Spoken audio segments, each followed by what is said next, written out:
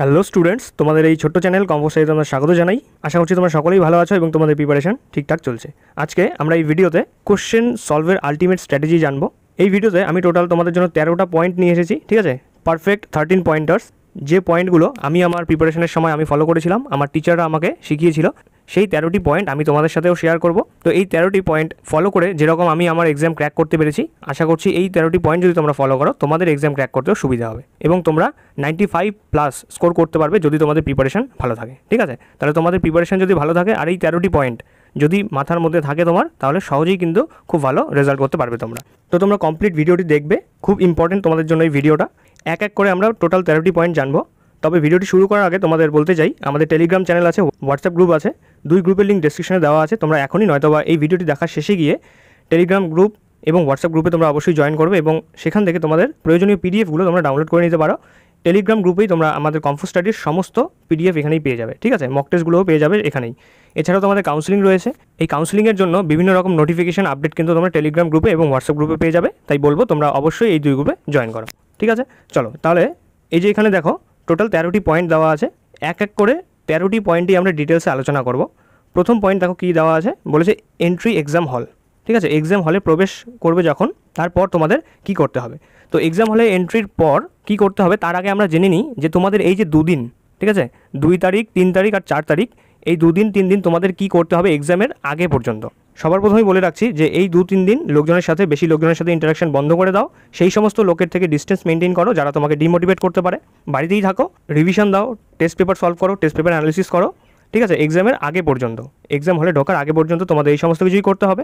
আর তোমাদের proper slip কিন্তু নিতেই হবে, ঘুমোতে হবে, 6 থেকে 7 ঘন্টা একদম ঘুমোতেই হবে। যদি না ঘুমো তাহলে কিন্তু ব্রেইন ঠিকঠাক তোমার কাজ করবে না। আর এক্সাম কিন্তু টোটালটাই ব্রেইনের কাজ, ব্রেইন যত ভালো কাজ করবে এক্সাম তত ভালো হবে। এবারে আসি এক্সামের দিন। তোমাদের কিন্তু সঠিক সময় নিয়ে, ঠিক আছে, প্রপার সময় নিয়ে এক্সাম হলে যেতে হবে। আর সাথে তোমাদের কী কী নিয়ে যেতে হবে, তোমার যদি কোনো শর্ট নোটস বানানো থাকে সেই সমস্ত নোটস তোমরা নিয়ে যেতে পারো। তারপর একটা জলের বোতল নিয়ে যাবে, তোমাদের আইডি প্রুফ যেগুলো প্রয়োজন আছে সেই সমস্ত আইডি প্রুফ নিয়ে যাবে এবং তোমাদের যে ড্রেস কোড বলা হয়েছে, কি পোশাক পরে তোমাদের এক্সামে যেতে হবে, সেই সমস্ত পোশাক ঠিকঠাকভাবে পরে তোমাদের এক্সাম হলে পৌঁছতে হবে সময়ের আগে, ঠিক আছে? খানিকটা সময় নিয়ে তোমাদের যেতে হবে, কারণ তোমাদের বলেছিলাম যে সেখানে তোমাদের আইডিগুলো চেক করা হবে, তোমাদের ড্রেস কোড ঠিকঠাক ফলো করেছো কিনা সেই সমস্ত কিছু চেক করা হবে, ঠিক আছে? আর এই যে শর্ট নোটসের কথা বললাম, শর্ট নোটসটা তোমরা কী করবে, এক্সাম হলে গিয়ে যদি দেখো যে আশেপাশে তোমার কোনো বন্ধুবান্ধব রয়েছে, তো তাদের সাথে গল্প করা শুরু করে দেবে না, তাদের থেকে ডিস্টেন্স মেনটেন করারই চেষ্টা করবে, ঠিক আছে? এরকম করবে না যে মানে কার কীরকম প্রিপারেশন আছে সেই প্রিপারেশন নিয়ে তোমরা গল্প শুরু করে দিলে, এতে কিন্তু তোমাদের দুজনেরই, ঠিক আছে, তোমার এবং তোমার বন্ধু দুজনেরই কিন্তু কনফিডেন্স ডাউন হয়ে যেতে পারে। এ ধরনের কোনোরূপ আলোচনা করবে না। শর্ট নোটস থাকবে, একটা ফাঁকা জায়গা দেখবে, সেই জায়গায় গিয়ে বসে শর্ট নোটসটা কিন্তু তোমার রিভিশন দিতে হবে এক্সামের আগে, ঠিক আছে? তাহলে বোঝা গেল যে এক্সামের আগের এই 2 দিন তোমাদের কী করতে হবে আর এক্সাম হলে ঢোকার আগে ঠিক তোমাদের কী করতে হবে। নেক্সট পয়েন্ট দেখবো, 2 নম্বর পয়েন্ট বলেছে getting the question paper. Question paper পাওয়ার পর তোমাদের কী করতে হবে, এটাও কিন্তু একটা দারুণ ইম্পর্টেন্ট একটা টপিক। অনেকেই কী করে, কোশ্চেন পেপার পাওয়ার সাথে সাথেই কোশ্চেন সলভ করে দেওয়া শুরু করে। এটা কিন্তু তোমাদের করা যাবে না, কারণ তোমাদের একটা টাইম দেওয়া থাকে যে এই টাইমের মধ্যে তোমাদের ওএমআর ফিল করতে হবে, এই টাইমের মধ্যে তোমাদের কোশ্চেন পেপার সলভ করতে হবে। তো যখন তোমরা হাতে কোশ্চেন পেপার পাবে, খুব ভালোভাবে এনভেলপের মধ্যে তোমাদের কোশ্চেন পেপারটা দেওয়া থাকে, সেই এনভেলপটা খুলে কোশ্চেন পেপার বের করে সিল খুলে সেখান থেকে ওএমআর শিটটা সবার প্রথমে বের করবে, ঠিক আছে? ওএমআর শিট বের করার পর ওএমআর শিটটাকে সাইডে রেখে তোমরা কোশ্চেন পেপারটা চেক করতে পারো, কারণ ওএমআর শিটের মধ্যে কোনো রকম কিন্তু স্ক্র্যাচ লাগানো যাবে না। আমি তোমাদের আগেও একটি ভিডিওতে বলেছি যে ওএমআর শিট হলো মেইন জিনিস। ওএমআর শিটেই যদি কোনো গন্ডগোল হয় তাহলে কিন্তু পুরো এক্সাম তোমার ক্যান্সেল হয়ে যাবে, ঠিক আছে? তো ওএমআর শিটটিকে খুব সাবধানে সাইডে রেখে দেবে। গেল, তারপরে ফিল ওএমআর। তোমাদের এবার ইনভিজিলেটর বলবে যে এই একটা টাইম দেবে যে এই টাইমের মধ্যে তোমরা এখন থেকে তোমাদের ওএমআরগুলো ফিল করতে পারো। তো সুন্দরভাবে যেভাবে বলেছিলাম তোমাদের ওএমআর ফিল করা নিয়ে কিন্তু একটা কমপ্লিট সেপারেট ভিডিও তো আমি তৈরি করে দিয়েছিলাম। সেই ভিডিওতে যেমন বলেছিলাম যে সুন্দরভাবে তোমার নাম, রোল নাম্বার সব কিছু লিখে তারপর সেগুলো দেখে দেখে তোমার বাবলগুলো ফিল করতে হবে। যদি কোনো রকম, আমি বলছি না যে তোমাদের ভুল করতে হবে, যদি কোনো রকম ভুল হয়ে যায় তাহলে কিন্তু একদম প্যানিক করার কোনো প্রয়োজন নেই। নাম, রোল নাম্বার এই সব কিছু কিন্তু তোমার ওই যে আমি বললাম যে বারকোড যে রয়েছে সেই বারকোডের মধ্যে কিন্তু সেভ করা থাকে, সেই বারকোডটাতে কিন্তু কোনো রকম স্ক্র্যাচ লাগাবে না। যদি কোনো রকম ভুল হয়ে যায় তাহলে ইনভিজিলেটরকে জানাবে, ইনভিজিলেটর কোনো একটা সলিউশন তোমাদের দিয়ে দেবে, ঠিক আছে? কিন্তু তবু বলবো যে কোনো রকম যাতে ভুল না হয়, ওএমআর ফিল করার টাইমটা তোমরা অবশ্যই চোখ খুলে খুব সাবধানতার সহিত ওএমআরটা ফিল করবে, তোমাদের রোল নাম্বার এবং তোমাদের বুকলেট নাম্বার যে রয়েছে, সিরিজ নাম্বার রয়েছে, সেই সমস্ত কিছু, ঠিক আছে? এবারে 4 নম্বরে হলো স্ক্যান পেপার। এই যে স্ক্যান পেপার, এর মাধ্যমে আমি কি বোঝাতে চাইছি যে তোমরা কীভাবে পেপারটাকে দেখবে।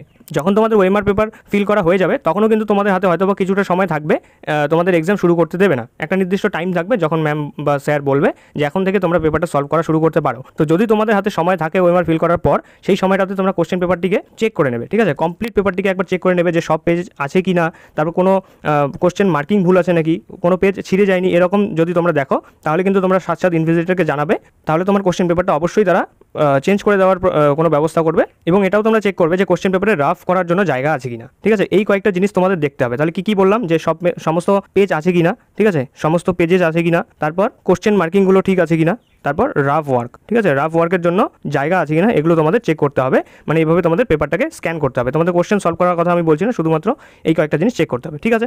এবারে নেক্সট পয়েন্ট হলো সিকোয়েন্স অফ সাবজেক্টস। তোমরা অনেকগুলো মক টেস্ট দিয়েছো আশা করছি, তোমাদের কিন্তু কম্পালসারির তরফ থেকেই টোটাল 20টির মতন মক টেস্ট দেওয়া হয়েছে। তো তোমাদের একটা সাবজেক্টের সিকোয়েন্স তৈরি হয়েছে যে এই সাবজেক্টটা আগে আমি করি, তারপর এই সাবজেক্ট, এইভাবে শেষে যে কোনো একটা সাবজেক্ট থাকে। তো আশা করছি যে তোমরা সকলেই লাইফ সায়েন্স দিয়ে শুরু করবে, কারণ তোমাদের মেইন 50 মার্কস থাকবে লাইফ সায়েন্সের উপরে, ঠিক আছে, 50 মার্কস লাইফ সায়েন্সের উপরে থাকবে। ফিজিক্যাল সায়েন্স তারপরে সব থেকে বেশি মার্কস ক্যারি করে, প্রথমে লাইফ সায়েন্স তারপর ফিজিক্যাল সায়েন্স। এখানে দেখো আমি একটা সিকোয়েন্স তৈরি করেছি, এখানে সবার প্রথমে life science, physical science, general knowledge, reasoning, তারপরেই ম্যাথ দেওয়া আছে। আমি ধরে নিচ্ছি যে তোমাদের অধিকাংশের ম্যাথে প্রবলেম থাকে, ঠিক আছে, অনেকেরই ম্যাথে প্রবলেম থাকে, তাই আমি এখানে ম্যাথটাকে কিন্তু লাস্টে দিয়েছি। তো তোমাদের এই সিকোয়েন্সেই যে সলভ করতে হবে এটা কিন্তু নয়, তোমার যেটা মেইন সাবজেক্ট, যে সাবজেক্টগুলো তুমি বেশি পারো সেই সমস্ত সাবজেক্টগুলোই আগে করার চেষ্টা করবে। এবার আমি যদি এক্সামটা দিতাম, আমি তাহলে সবার প্রথমে লাইফ সায়েন্স করতাম, তারপর ফিজিক্যাল সায়েন্স, তারপর ম্যাথ, তারপর রিজনিং, তারপর জেনারেল নলেজ। তো এটা কিন্তু তোমাদের ম্যান টু ম্যান ভ্যারি করে, যার যে সাবজেক্টটা ভালো লাগে সেই সাবজেক্টটাই তোমরা আগে করবে, ঠিক আছে। এটা আশা করছি তোমাদের সিকোয়েন্স তৈরি হয়ে গিয়েছে। এক্সাম হলে গিয়ে এরকম করবে না যে ফিজিক্যাল সায়েন্সের 10টা করলাম, তারপর লাইফ সায়েন্সের 10টা, তারপর জেনারেল নলেজের 5টা, এরকম করলে কিন্তু হবে না।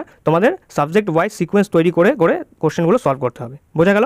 এবারে তোমরা পেপার সলভ শুরু করে দিলে, স্টার্ট দ্য পেপার, তোমাদের বলে দিল যে ঠিক আছে এখন তোমরা সলভ করতে পারো, তোমরা কোশ্চেন পেপার সলভ করা শুরু করে দিলে। এবারে দেখা গেল এলএসসি যে আছে লাইফ সায়েন্সের 1, 2, 3, 4 প্রথম 4টা কোশ্চেন আছে তোমাদের প্রথম পাতায় ধরে নিলাম। তো 1 নম্বর কোশ্চেনটা তুমি পেলে না, এতে কিন্তু ঘাবড়ানোর কিছু নেই। প্রথম প্রশ্নটা না পেলে এমন নয় যে বাকি প্রশ্নগুলো তুমি পারবে না। হ্যাঁ, একটু ভয় লাগে যে প্রথম প্রশ্নটাই হলো না আমার দ্বারা, তাহলে পরেরগুলো কীভাবে হবে। একেবারেই চিন্তা করবে না, কারণ তোমাদের এক্সামে কিন্তু 2-1টা এমন কোশ্চেন থাকবে যেগুলো হয়তোবা তোমরা কোনোদিন শোনোনি, কোনোদিন পড়োনি। তো সেই সমস্ত কোশ্চেনই যদি প্রথমের দিকে চলে আসে, একদমই ঘাবড়াবে না, সেটাকে একদম পুরোপুরি স্কিপ করে তারপরের কোশ্চেনে চলে যাবে।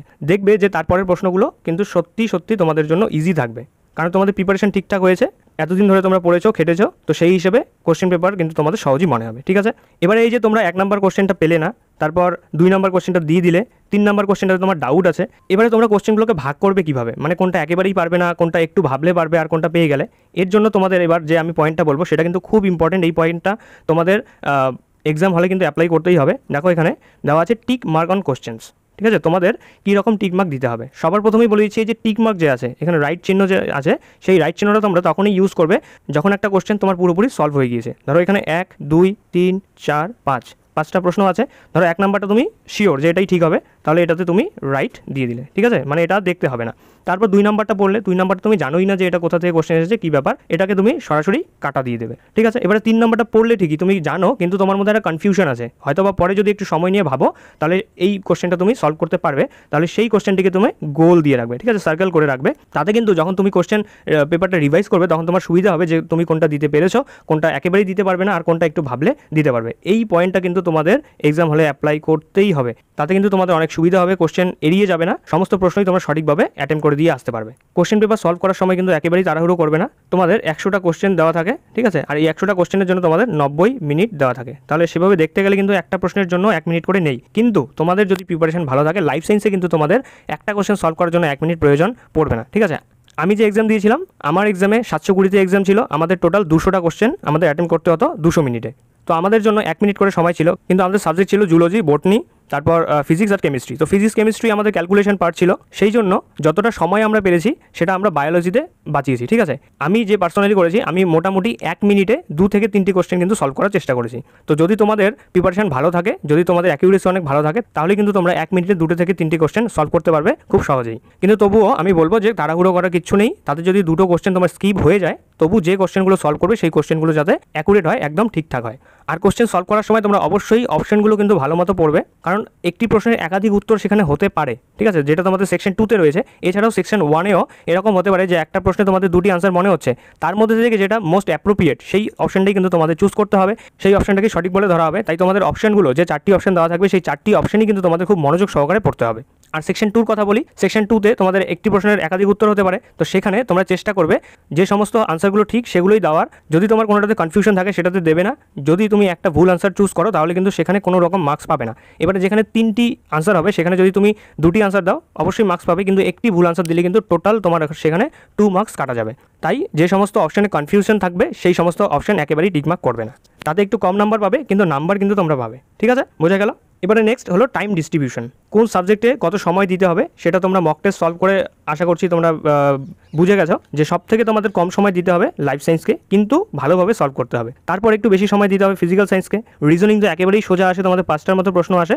আর PYQ রিজনিংগুলো যদি তোমাদের করা থাকে তাহলে এর মধ্যে থেকেই আশা করছি হয়ে যাবে, কারণ প্রতি বছর কিন্তু একই রকম এই রিপিট কোশ্চেনগুলোই তোমাদের আসে, যেটা আমি লক্ষ্য করলাম রিজনিংয়ে। তারপর জেনারেল নলেজ, হ্যাঁ জেনারেল নলেজের কোশ্চেনগুলো একটু আলাদা রকম হয় কিন্তু সোজা হয়। আর ম্যাথামেটিক্সে তোমাদের একটু সময় বেশি দিতে হবে, কারণ এখানে তোমাদের ক্যালকুলেশন করতে হবে।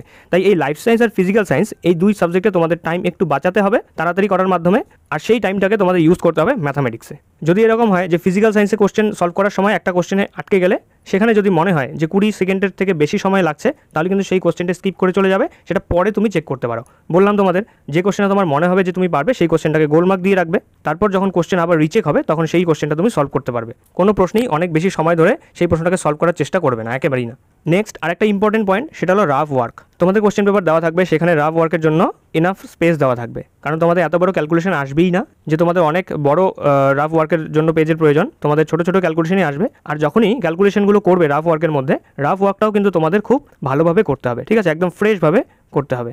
দেখো কী করবে, সবার প্রথমে ধরো 1 নম্বর কোশ্চেনে তুমি করছো ফিজিক্যাল সায়েন্সে 1 নম্বর কোশ্চেনই একটা অঙ্ক এসছে, তখন এখানে তোমরা সলভ করে নিলে, সলভ করে নিয়ে এই যে 1 নম্বর কোশ্চেন এটাকে আলাদা করে সেপারেটলি গোল করে অথবা বক্সের মধ্যে রেখে দেবে, কারণ পরে যদি তোমার সেই রাফ ওয়ার্কটার প্রয়োজন পড়ে, সেটাকে যদি আবার চেক করার প্রয়োজন পড়ে, তাহলে যাতে সহজেই খুঁজে পাও এরকম তোমাদের ব্যবস্থা তখনই করে রাখতে হবে রাফ ওয়ার্ক করার সময়। কারণ অনেক সময় দেখা যায় যে রাফ ওয়ার্ক করার সময় 3+2 জায়গায় এটাকে এমনভাবে লিখলো যে এটাকে 3×2 দেখা যাচ্ছে, পরে এখানে 3, 2, 5-এর জায়গায় হয়ে গেল 6, এতে কিন্তু আনসার ভুল আসে। তারপর অনেক ক্ষেত্রে এরকম দেখা যায় যে অনেক পাশাপাশি লিখছে, যার জন্য ধরো এরকম ছিল 44/10, এই 10টাকে আর লক্ষ্যই করলো না, এখানে ডাইরেক্ট লিখে দিল 44, যেখানে 4.4 হওয়ার কথা ছিল সেখানে লিখে দিল 44, এতেও কিন্তু তোমরা নাম্বার পাবে না, ভুল হয়ে যাবে কোশ্চেন। তো বলবো যে রাফ ওয়ার্ক শুধু রাফভাবে নিলে চলবে না, সেটাকে তোমাদের ফ্রেশভাবে করতে হবে। আর ক্যালকুলেশন করার পর যে আনসারটা আসছে সেই আনসারটাকে তোমরা গোল করে রাখবে। ধরো এখানে আনসার আসছে একটাতে 4.4, সেই আনসারটাকে গোল করে রাখবে যাতে কোশ্চেন পেপারে টিক করার সময় কোনো রকম ভুল না হয়। নেক্সট হলো 10 নম্বর পয়েন্ট, এখানে দেখো বলেছে রিকলিং অ্যান্ড রিট্রাইং কোশ্চেন্স। যে সমস্ত প্রশ্ন ছেড়ে দিয়ে এসেছো, কাটা দিয়ে এসেছো, ক্রস দিয়ে এসেছো, সেই সমস্ত প্রশ্ন এবার তোমার করতে হবে। ধরো একবার তুমি কমপ্লিট করে নিলে, কমপ্লিট এক্সাম একবার কমপ্লিট করে নিয়েছো, যে সমস্ত প্রশ্ন তুমি পারো সেই সমস্ত প্রশ্ন তুমি সলভ করে নিয়েছো। এবারে তোমার যে টাইমটা রয়েছে সেই টাইমের মধ্যে সেই সমস্ত প্রশ্নকে আবার রিকল করতে হবে, সেই সমস্ত প্রশ্নকে আবার রিট্রাই করতে হবে যে সমস্ত প্রশ্ন ছেড়ে এসেছো। যে সমস্ত প্রশ্ন তোমরা আগে সার্কেল করে রেখে এসেছো যে একটুখানি ভাবলে হয়তো বা সেটা সলিউশন বেরোবে, সেই সমস্ত প্রশ্ন তোমরা সলভ করে নেবে। তারপরে যদি তোমাদের হাতে সময় থাকে তাহলে এই যে ক্রস মার্ক করা কোশ্চেনগুলো আছে সেই কোশ্চেনগুলো সলভ করার চেষ্টা করবে। এটা তখনই করবে যখন তোমার একবার রাউন্ড 1 কমপ্লিট হয়ে যাবে, মানে তুমি যতগুলো পারো সমস্ত প্রশ্ন দেওয়া শেষ, তারপরেও তোমার কাছে সময় আছে, তোমার ওয়েমার ফিলও কমপ্লিট হয়ে গিয়েছে, তারপরেও তোমার হাতে সময় আছে, তখন এই সমস্ত প্রশ্ন তোমরা সলভ করার চেষ্টা করবে। ঠিক আছে, 10 নম্বর পয়েন্ট ওয়েমার ফিল। ঠিক আছে, ওয়েমার ফিল টাইম, একটু সময় নিয়ে ওয়েমারটা সঠিকভাবে ফিল করবে, বেশি সময় নেবে না। ওয়েমার ফিল তোমাদের কীভাবে করতে হবে, কত সময় নিয়ে কতটা প্রশ্ন পরপর তোমাদের সলভ করতে হবে, সমস্ত কিছু কিন্তু তোমাদের অলরেডি একটা ভিডিওতে জানানো হয়েছে। তো সেই ভিডিওটি যদি না দেখে থাকো তাহলে অবশ্যই তোমরা এই ভিডিওটি দেখার পর ওয়েমার শিটে সেই ছোট্ট ভিডিওটি তোমরা দেখতে পারো, সেখান থেকে ওয়েমার শিট সম্বন্ধে তোমাদের যত রকম ডাউট আছে সব কিছু সলভ হয়ে যাবে। নেক্সট 12 নম্বর পয়েন্ট, এখানে দেওয়া আছে রিভাইজ ইন সার্কেল কোশ্চেন। এটা বলেই দিলাম যে এই যে দেখো কাটা যে প্রশ্নগুলো আছে এগুলোর আগে তোমাদের সেই সমস্ত প্রশ্ন সলভ করতে হবে যেগুলো তোমাদের সার্কেল করা আছে। সেই সার্কেল প্রশ্নগুলো কী হবে, একটুখানি ভাবলে তোমাদের আনসার বেরোতে পারে, কিন্তু কাটা কোশ্চেনগুলোতে কিন্তু বেশিক্ষণ ভাবতে হবে। তো তোমাদের হাতে যেহেতু এনাফ সময় থাকবে না, তাই সবার প্রথমে এনসার্কেল কোশ্চেনগুলো সলভ করবে, তারপরেই যদি সময় থাকে কাটা কোশ্চেনগুলো সলভ করবে। নেক্সট এবং লাস্ট পয়েন্ট 13 নম্বর পয়েন্ট, সেটা হলো সমস্ত কিছু সলভ করার পরেও তোমার কাছে একটু হলেও সময় থাকে, সেই সময়টাকে নষ্ট করবে না, কোশ্চেন পেপারটা আবার রিভাইজ করবে। কারণ বলা যায় না যদি কোনো কোশ্চেন স্কিপ হয়ে যায় আর সেই কোশ্চেন যদি তুমি পারো, তাহলে তোমাদের যদি সময় থাকে অবশ্যই তোমাদের কোশ্চেন পেপারটাকে রিভাইজ করে নিতে হবে। বোঝা গেল 13টি পয়েন্ট। তাহলে এই ছিল তোমাদের জন্য টোটাল 13টি পয়েন্ট, যে পয়েন্টগুলো যদি তোমরা ফলো করো এক্সাম হলে তাহলে কোশ্চেন পেপার সলভ করা তোমাদের জন্য ইজি হয়ে যাবে, কোনো রকম প্রশ্ন তোমাদের থেকে এড়িয়ে যাবে না। আর তোমরা এখন যে স্ট্রেসটা ফিল করছো কোশ্চেন পেপার সলভ নিয়ে, এই 13টি পয়েন্ট ফলো করলে সেই স্ট্রেসটা আর তোমাদের ফিল হবে না, তোমরা একটু হলেও রিলিফ ফিল করবে। তো এই ছিল তোমাদের জন্য একটা ছোট্ট স্ট্র্যাটেজি ভিডিও আমার পক্ষ থেকে। আশা করছি তোমরা 13টি পয়েন্টই বুঝতে পেরেছো তোমাদের কীভাবে কোশ্চেন সলভ করতে হবে, কোশ্চেন পেপারটাকে কীভাবে দেখতে হবে, ওয়েমার কীভাবে তোমাদের ফিল করতে হবে। ভিডিওটি দেখার পর যদি তোমাদের মনে হয় যে সত্যি তোমাদের জন্য ভিডিওটি হেল্পফুল হয়েছে, আর এই ধরনের ভিডিও তোমরা এই প্রথম দেখলে যে কীভাবে কোশ্চেন সলভ করতে হয়, কোশ্চেন সলভ করার পারফেক্ট ওয়েটা কী, তাহলে তোমরা অবশ্যই কিন্তু ভিডিওটিকে লাইক করে দেবে। আর তোমরা কমেন্টে অবশ্যই জানাবে যে এই ধরনের ভিডিও, স্ট্র্যাটেজি ভিডিও তোমরা আগেও দেখেছো নাকি। আমি প্রথম তোমাদের বললাম, আমি আবারও বলে দিচ্ছি, এটা কিন্তু আমার নিজের তৈরি করা নয়, আমার টিচাররা যেভাবে আমাকে গাইড করেছে আমি সেভাবেই তোমাদের কাছে এই 13টি পয়েন্ট তুলে ধরলাম। আমি যেরকম এই 13টি পয়েন্ট ফলো করে আমার এক্সামকে ক্র্যাক করতে পেরেছি, আশা করছি তোমাদের জন্য এই 13টি পয়েন্ট হেল্পফুল হবে। তো ভিডিওটি আর বড় করবো না, এখানেই শেষ করছি। তোমরা যারা এখনও ভিডিওটি দেখছো তোমাদের থ্যাংক ইউ। যদি তোমাদের জন্য ভিডিওটি হেল্পফুল হয়ে থাকে অবশ্যই লাইক করবে, কমেন্টে জানাবে, আর তোমাদের বন্ধুবান্ধবদের কাছেও কিন্তু এই স্ট্র্যাটেজি ভিডিওটা অবশ্যই শেয়ার করে দেবে।